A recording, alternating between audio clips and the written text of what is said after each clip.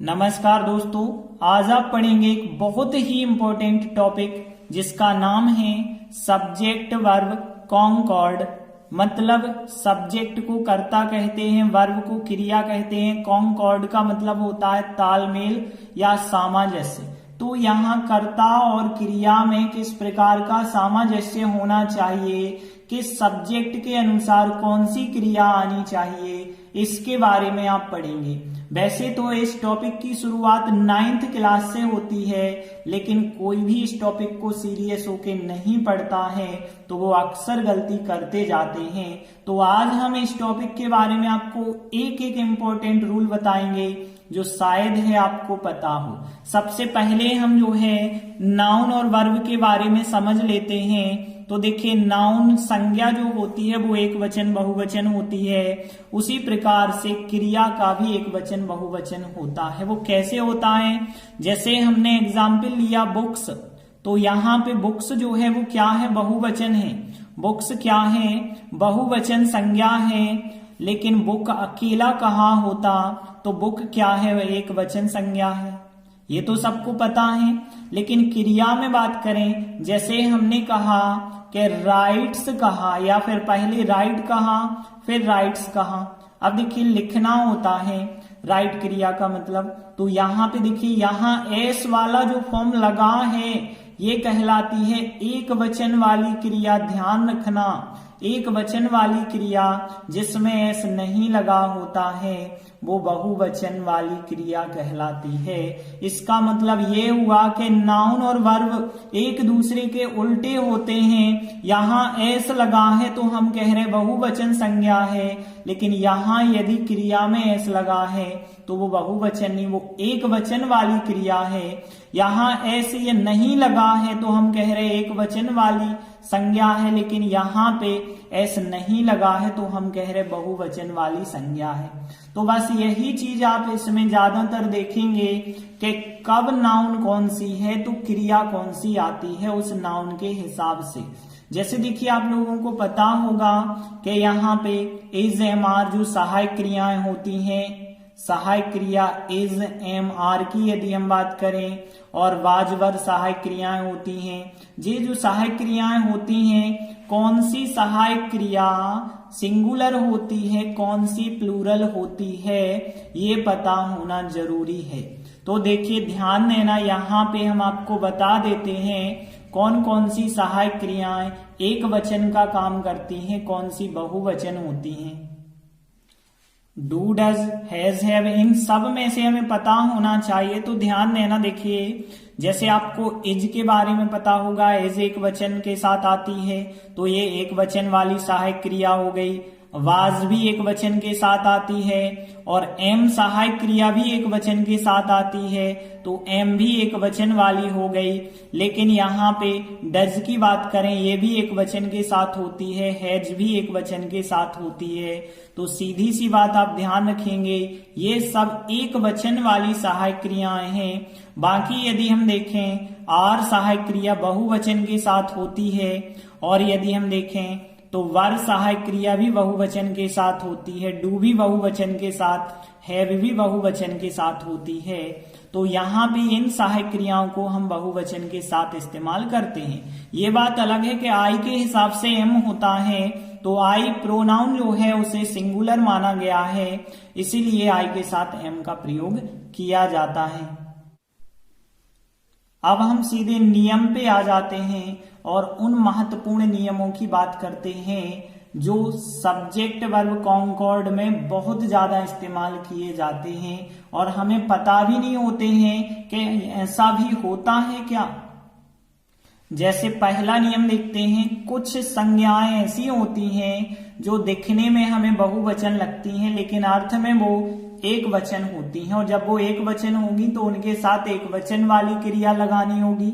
जैसे हम देखें, फिजिक्स आपको पता होगा, फिजिक्स, इकोनॉमिक्स, मैथमेटिक्स हो गया, न्यूज हो गया, और वेट्स हो गया, पॉलिटिक्स, वेस्ट इंडीज हो गया, यूनाइटेड स्टेट्स हो गए, यूनाइटेड नेशन हो गए। तो यहाँ भी यदि बात करें, ये ऐसे शब्द हैं जो देखने में हमें लगते हैं कि बहुवचन हैं और हम बहुवचन की सहायक क्रिया इनमें लगा देते हैं, लेकिन ये गलत हो जाता है। ध्यान देना, जो फिजिक्स, इकोनॉमिक्स, मैथमेटिक्स, पॉलिटिक्स, ये सब क्या हैं, एक वचन हैं। इनके साथ एक वचन वाली क्रिया लगाएंगे या एक वचन वाली सहायक क्रिया लगाएंगे। ये था हमारा पहला नियम। कुछ तो आपको बेसिक पता होंगे, जैसे फिजिक्स, इकोनॉमिक्स, मैथमेटिक्स, जो आपको पता होंगे सब्जेक्ट के नाम हैं, बहुवचन नहीं है। भले ही इनमें एस एस लगा हुआ है लास्ट में, लेकिन ये बहुवचन नहीं है, ये नाम है और ये एक वचन की तरह होते हैं। तो ध्यान रखना, इनके साथ हमेशा हम सिंगुलर वर्ब का ही इस्तेमाल करेंगे। बाकी हम एक्सरसाइज में करेंगे, तब आपको और अच्छे से क्लियर हो जाएगा। अभी हाल के लिए याद रखें कि ये शब्द बहुवचन दिखते तो हैं लेकिन होते नहीं बहुवचन, होते एक ही वचन है। अगला नियम है ईच, एवरी, आइदर, नाइदर के साथ। ध्यान देना, ईच, एवरी, आइदर, नाइदर के साथ हमेशा सिंगुलर वर्ब ही हम लगाते हैं। यदि ईच के बाद हमें कोई वर्ब लगानी हो, एवरी, आइदर, नाइदर के बाद कोई भी वर्ब लगानी हो, तो हम सिंगुलर वर्ब ही लगाएंगे या एक वचन वाली सहायक क्रिया ही हम लगाएंगे। अगला नियम है आइदर और कंजक्शन दिया जाए या neither nor, not only but also, यदि इनके द्वारा सब्जेक्ट जुड़े हुए हों। ध्यान देना, सब्जेक्ट यदि जुड़े हुए हों आइदर और neither nor, not only but also, तो आप सेकंड सब्जेक्ट, ध्यान देना, दो सब्जेक्ट जुड़े होंगे तो आप दूसरे सब्जेक्ट के हिसाब से अपनी वर्ब को लगाएंगे या सहायक क्रिया को लगाएंगे। आगे जब हम आपको एक्सरसाइज करवाएंगे तब आपको सब कुछ पता चल जाएगा। अभी केवल हम नियम बताते चल रहे हैं। अगला नियम है देयर और हियर वाले वाक्य में ध्यान रखना, यदि ये दोनों सब्जेक्ट हैं, देयर और हियर यदि सब्जेक्ट हैं, तो फिर इनके अनुसार कोई सहायक क्रिया नहीं फिक्स होती है कि देयर के हिसाब से इज लगाओ, कि देयर के हिसाब से आर लगाओ, कोई फिक्स नहीं है। वैसे ही हियर के हिसाब से भी फिक्स नहीं है, वो वाक्य के ऑब्जेक्ट के अनुसार हम डिसाइड करते हैं। तो ऑब्जेक्ट एक वचन होगा तो एक वचन वाली, ऑब्जेक्ट बहुवचन होगा तो बहुवचन वाली सहायक क्रिया या क्रिया हम लगाते हैं। अगला नियम देखिए क्या है, कुछ निश्चित संख्या या निश्चित मात्रा को बताना हो। ध्यान देना, कोई निश्चित संख्या है, कोई निश्चित मात्रा है, तो उसको बताने के लिए भी सिंगुलर वर्ब का इस्तेमाल हम करते हैं। एग्जाम्पल में आपको सब कुछ क्लियर हो जाएगा। अभी के लिए हम इकट्ठे नियम आपको बता दे रहे हैं। सबसे इंपॉर्टेंट नियम ये है, एज वेल एज वाले वाक्य में पहले सब्जेक्ट के अनुसार वर्ब लगाते हैं। इसमें अक्सर लोग गलती कर देते हैं। यदि एज वेल एज के द्वारा सब्जेक्ट जुड़े होते हैं तो हमें जो पहले सब्जेक्ट दिया जाता है उस पहले सब्जेक्ट के अनुसार सहायक क्रिया या क्रिया को लगाना है, ये ध्यान नहीं रखते।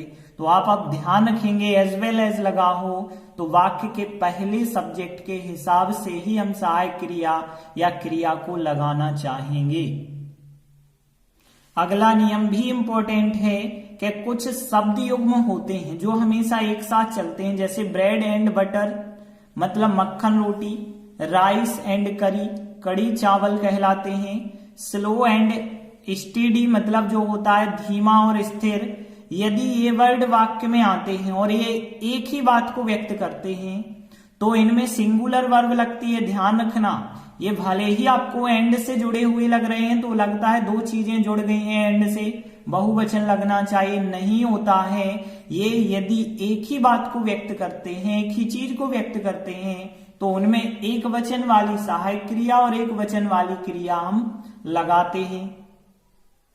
अगला नियम देखते हैं, जब दो या दो से अधिक सब्जेक्ट विथ के साथ जुड़े हों, टुगेदर विथ के साथ जुड़े हों, एंड नॉट के साथ जुड़े हों, बिसाइड्स के द्वारा जुड़े हों, नो लेस देन के द्वारा जुड़े हों। ध्यान देना, जब सब्जेक्ट बहुत सारे जुड़े होते हैं with, together with, and not, besides या नो लेस देन, तो आप ध्यान रखना आगे वाला जो सब्जेक्ट होगा उसके अनुसार हम वर्ब लगाएंगे। ये भी बहुत इंपॉर्टेंट नियम होगा। जब वाक्य आएगा तो आप खुद आश्चर्यचकित हो जाएंगे कि ऐसा भी होता है कि यहाँ तो बहुवचन वाली आनी चाहिए लेकिन आ जाती है कहीं एक वचन वाली। तो यहाँ पे ये नियम भी बहुत इंपॉर्टेंट है। अब हम सीधे एक्सरसाइज पे आ रहे हैं क्योंकि इतने ही नियम आपको याद रखने हैं। सीधे एक्सरसाइज, और एक्सरसाइज बहुत इंपॉर्टेंट होने वाली है। देखिए एक्सरसाइज का पहला वाक्य है नो न्यूज खालिस्तान बैड न्यूज। अब यहां भरना तो एजेएमआर है, तो एजेएमआर देखिए न्यूज हमने बताया था देखने में बहुवचन लगता है लेकिन न्यूज माना गया है एक वचन, तो यहाँ एक वचन है इसलिए सहायक क्रिया इज इसका राइट आंसर हो जाएगा। अगला वाक्य देखते हैं कि राइस एंड करी खालिस्तान माय फेवरेट डिश। अब देखिए ये बहुत इंपॉर्टेंट वाक्य है क्योंकि जिनको नियम के बारे में पता ही नहीं है वो देखेगा कि राइस और करी एंड से जुड़े हैं, बहुवचन हो गए, सहायक क्रिया आर लगा दो। लेकिन हमने आपको बताया था राइस करी एक ही चीज को बताते हैं, कड़ी चावल। हम कह रहे हैं किसी व्यक्ति से कि कड़ी चावल मेरी फेवरेट डिश है, इसका मतलब ये है कि कड़ी चावल मिला करके जब इकट्ठा होता है तो वो मेरी फेवरेट डिश है। ऐसा नहीं कह रहे कि कड़ी अलग चावल अलग, इसकी तो बात नहीं कर रहे कि अलग अलग करके दो चीजें रखी जाए। नो, यदि कोई खाता है तो कड़ी चावल मिक्स करके ही खाता है, अलग अलग करके नहीं वो खाता है। तो कड़ी चावल यहाँ इकट्ठा जब मिक्स हो जाता है वो कहलाता है कड़ी चावल। तो यहाँ पे एक चीज की बात कर रहे हैं, एक ही चीज की, तो यहाँ पे इज होगा। तो यहाँ अक्सर लोग गलती कर देंगे, तो यहाँ पे इज राइट आंसर होगा। अगला वाक्य देखिए फिजिक्स एक सब्जेक्ट का नाम है, लास्ट में एस है, लग रहा बहुवचन होगा लेकिन बहुवचन नहीं है, तो यहाँ पे एक वचन की तरह होता है, तो इज यहाँ पे राइट आंसर कि फिजिक्स एक कठिन सब्जेक्ट नहीं है। अगला वाक्य देखिए mathematics Khalistan my favourite subject. अब मैथमेटिक्स भी एक विषय का नाम है, भले ही एस जोड़ा है लेकिन ये बहुवचन नहीं है इसलिए यहाँ एक वचन की तरह होगा, तो इज सहायक क्रिया आ जाएगी कि गणित मेरा फेवरेट सब्जेक्ट है। अगला वाक्य देखते हैं, यहाँ पे हाँ अक्सर आप गलती करेंगे, I as well as you खालिस्तान इन द रॉन्ग। तो देखिए हमने बताया था जब भी एज वेल एज के द्वारा दो सब्जेक्ट जुड़े होते हैं तो आपको पहले सब्जेक्ट के हिसाब से लगानी है सहायक क्रिया या क्रिया। तो देखिए यहाँ एज वेल एज का पहला सब्जेक्ट है आई, तो आई के हिसाब से एम सहायक क्रिया यहाँ राइट आंसर होगी। तो यहाँ ध्यान रखना जब भी एज वेल एज के द्वारा दो सब्जेक्ट जुड़े हों तो पहले सब्जेक्ट के अनुसार सहायक क्रिया या क्रिया को हम लगाते हैं। अगला वाक्य देखिए कि you as well as he. अब देखिए एज वेल एज के द्वारा यू और ही जुड़ा है, पहला सब्जेक्ट तो यू है और यू के हिसाब से हैव सहायक क्रिया राइट होगी। देखिए यदि आप इस नियम के बारे में नहीं जानते हैं तो निश्चित है गलत करके आएंगे। कभी यहाँ एम तो आप लगा ही नहीं सकते थे क्योंकि यहाँ आपको पता था यदि एज वेल एज हो दो सब्जेक्ट के बीच तो फिर पहले सब्जेक्ट के हिसाब से, वैसे ही यहाँ पे भी यू के हिसाब से हैव सहायक क्रिया आएगी। अगला वाक्य देखिए आप पेयर ऑफ शूज। आप पेयर ऑफ शूज का मतलब क्या है, एक जोड़ी जूते, और एक जोड़ी जूते की बात हो रही है, वो लाइंग रखे थे अंडर द टेबल, मतलब टेबल के नीचे, वाज वर्ब में से लगाना है। तो देखिए पेयर का मतलब होता है जोड़ा, और जोड़ा जूतों का जो होता है इकट्ठे की जब आप बात करते हैं मिला करके तो यहाँ पे वो एक वचन की तरह कार्य करता है। तो मतलब यहाँ पे दो चीजें तो हैं, जूते तो दो हैं लेकिन उनका जोड़ा जब बना तो वो एक ही चीज बन गई, तो यहाँ एक ही जोड़ा बन गया, तो यहाँ वाज सहायक क्रिया राइट आंसर होगा। जैसे यहाँ पे देखिए the king and poet there, अब यहाँ इजार। देखिए ऐसा वाक्य में आप अक्सर गलती करेंगे, तो यहाँ एक चीज ध्यान देना, आपको लग रहा एंड है तो एंड दो चीजों को जोड़ता है, तो बिल्कुल जोड़ता है, लेकिन यहाँ पे सहायक क्रिया कौन सी लगाएंगे, इज या आर, यहाँ पे गलती आप कर दोगे। राजा और कवि एक ही व्यक्ति है तभी तो द आर्टिकल एक ही बार लगा है, वरना यहाँ पे द किंग और द पोएट होता। यदि द किंग द पोएट होता तो दो अलग अलग व्यक्ति होते, लेकिन यहाँ द एक ही बार लगा है तो राजा और कवि एक ही व्यक्ति हैं जो वहां पर हैं, तो एक ही व्यक्ति को बता रहे हैं, इस वजह से इज यहाँ राइट आंसर होगा। लेकिन यदि यहाँ द लिख दिया जाए तो यहाँ दो व्यक्ति हो गए, फिर आर सहायक क्रिया राइट होगी। अगला वाक्य देखिए 10,000 रुपीज खालिस्तान अ गुड सम, मतलब जो है 10,000 रुपए एक अच्छा योग होता है, एक अच्छी राशि होती है। यदि आप किसी को रुपए देना चाहते हैं तो 10,000 रुपए एक अच्छी राशि होती है। तो 10,000 रुपए यहाँ पे एक निश्चित मात्रा या निश्चित संख्या बताई जाती है, तो वो एक वचन सहायक क्रिया के साथ होती है। तो यहाँ भी इज राइट आंसर होगा। यहाँ आर नहीं आप कर सकते, क्योंकि एक अच्छा योग होता है, एक अच्छी राशि होती है, मतलब सबको मिला के एक चीज हमने बना दी और उस एक चीज की बात फिर करी है। आगे देखिए either of these two boys Khalistan guilty, तो यहाँ पे आइदर वाले वाक्य में हमने बताया था आइदर जो होता है वो एक चीज को दर्शाता है, तो यहाँ पे भी राइट आंसर फिर क्या हो जाएगा, वाज हो जाएगा। मतलब दो लड़के हैं, इन दो लड़कों में से कोई एक लड़का क्या है, दोषी है, तो वहां पे वाज सहायक क्रिया होगी, वर नहीं हो सकती है। आगे का वाक्य देखिए नन ऑफ देम खालिस्तान ट्रू, मतलब इनमें से कोई नहीं, तो यहाँ कोई नहीं का मतलब खाली, और ये भी एक वचन को दर्शाता है, तो यहाँ भी फिर इज राइट आंसर हो जाएगा। अगला वाक्य देखिए this pair of सिसर्स Khalistan scarf, जो सिसर्स होती है वो कैंची कहलाती है। अब यहाँ पे वाज वर में से क्या होगा, तो यहाँ कैंची आपने देखी होगी, तो कैंची लोहे की दो पत्तियों की सहायता से बनी होती है, लेकिन जो पत्ती होती हैं दो होती हैं, उन दोनों को जब मिलाते हैं तब बनती है सिसर्स, मतलब कैंची। तो यहाँ पे जो कैंची है वो एक वचन को दर्शाती है, तो यहाँ पे भी वाज हो जाएगी, क्योंकि पेयर लिखा है, पेयर मतलब जोड़ा, और जोड़ा दो चीजों का तो होता है, लेकिन दोनों जब जुड़ जाते हैं तब बनता है वो जोड़ा, और जोड़ा तो एक ही बना वो, इस वजह से वाज हो जाएगी। आगे देखिए देयर खालिस्तान no fruit on the tree, अब देखिए देयर के हिसाब से कोई सहायक क्रिया फिक्स नहीं है, हमने बताया था ऑब्जेक्ट पे डिपेंड करता है। नो फ्रूट कोई फल नहीं, ठीक है, वहां पेड़ पे कोई फल नहीं है, तो यहाँ कोई फल नहीं है, मतलब एक वचन की बात होगी।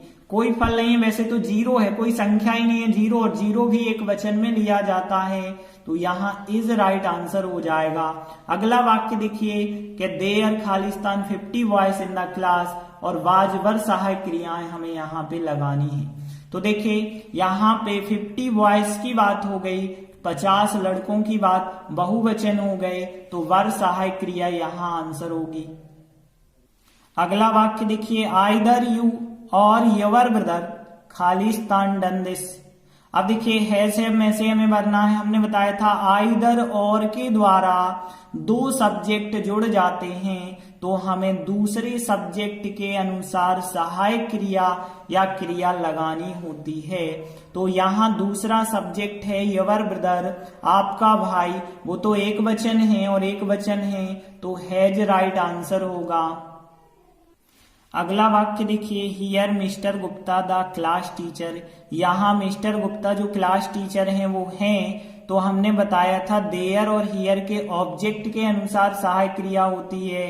तो यहाँ ऑब्जेक्ट मिस्टर गुप्ता हैं, जो क्लास टीचर हैं वे यहाँ पे हैं, इसका मतलब है यहाँ सहायक क्रिया इज होगी, क्योंकि एक व्यक्ति यहाँ पे हैं। आगे का वाक्य हियर माई फ्रेंड्स, यहाँ मेरे मित्र हैं, और मित्र के नाम यहाँ पे दे दिए गए हैं सुभाष, मोहन, सोहन। तो यहाँ पे देखिए हियर के बाद बहुवचन वाली सहायक क्रिया हो जाएगी, क्योंकि यहाँ पे बहुत सारे ऑब्जेक्ट्स आपको दिए गए। यहाँ एक ही ऑब्जेक्ट थे मिस्टर गुप्ता, लेकिन यहाँ बहुत सारे व्यक्ति दिए गए, मतलब बहुवचन, तो यहाँ आर सहायक क्रिया, जबकि यहाँ पे इज सहायक क्रिया होगी।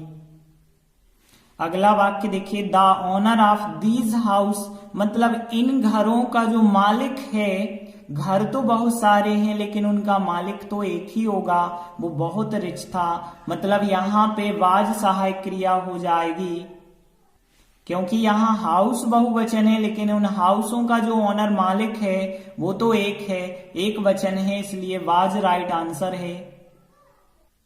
अगला वाक्य देखिए, स्लो एंड स्टेडी खालिस्तान द रेस। यहाँ विन और विंस में से हमने बताया था स्लो एंड स्टेडी मतलब धीमा और स्थिर कहलाता है, और ये जब भी आते हैं तो एक चीज की तरह कार्य करते हैं, एक वचन हो जाएंगे। तो एक वचन में आपको पता है एस वाला फॉर्म आता है, तो यहाँ विंस राइट आंसर होगा। अगला वाक्य देखिए, Naresh together with his brothers खालिस्तान स्टैंडिंग देयर। देखिए यहाँ पे इजार में से भरना है, टूगेदर विथ कंजक्शन के साथ सब्जेक्ट जोड़े हैं दो या दो से ज्यादा, तो हमने बताया था पहले सब्जेक्ट के अनुसार सहायक क्रिया आती है, तो यहाँ नरेश के हिसाब से इज सहायक क्रिया राइट आंसर हो जाएगी। तो यहाँ बात हो रही है कि नरेश अपने भाइयों के साथ वहां खड़ा है, तो यहाँ हम नरेश की बात कर रहे हैं। तो नरेश जो है टूगेदर विथ के साथ उसके ब्रदर्स जुड़े हुए हैं, तो हमने बताया था टूगेदर विथ के साथ दो से ज्यादा सब्जेक्ट जुड़े हों तो पहले सब्जेक्ट के हिसाब से सहायक क्रिया लगाएंगे, तो इज यहाँ राइट आंसर हो जाएगा। देखिए, he no less than you खालिस्तान गिल्टी। अब यहाँ पे भी देखिए तो नो लेस देन के द्वारा ही और यू जुड़े हुए हैं, हमने बताया था नो लेस देन के द्वारा जुड़े हों तो पहले सब्जेक्ट के हिसाब से यहाँ वाज राइट आंसर हो जाएगा। अगला वाक्य, the lawyer and not the client Khalistan to blame. अब यहाँ पे हमने देखा था एंड नॉट, एक सब्जेक्ट और दूसरा सब्जेक्ट एंड नॉट के द्वारा जुड़ गए तो पहले सब्जेक्ट के हिसाब से सहायक क्रिया इज यहाँ पे राइट आंसर हो जाएगा। तो इस प्रकार से हमारी एक्सरसाइज यहीं पे कंप्लीट होती है। धन्यवाद।